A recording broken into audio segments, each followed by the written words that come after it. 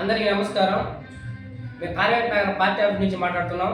నిన్నటి రోజున కేపీ అగ్రహారం సర్పంచ్ వైఎస్ఆర్ సిపి నాయకులు శేఖర్ రెడ్డి అనే వ్యక్తి మా డాక్టర్ యుగంధర్ పొన్న గారి పైన అనుచిత వ్యాఖ్యలు చేయడం జరిగింది.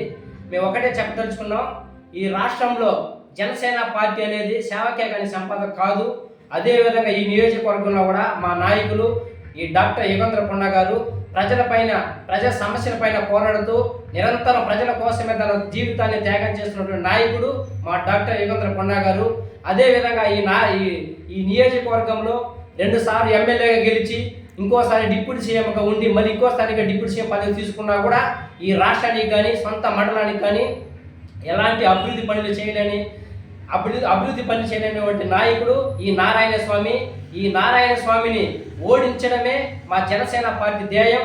అదేవిధంగా అతను టికెట్ తెచ్చుకోకపోయినా ఈ నియోజకవర్గంలో 1 లక్ష ఓటు మెజారిటీతో మా నాయకుని గెలిపించుకొని అదే పుత్తూరు అతని నివాసం నుండి పాదులుగుప్పు అతని సొంత నివాసాల వరకు ర్యాలీతో తీసుకెళ్లి టపాకాయలు పేల్చుకుంటూ ఘన స్వాగతం పలికే రోజుల త్వరలో వస్తుందని కూడా ఈ వీడియో ముఖంగా చెబుతున్నాం. జై జనసేన. జై జనసేన.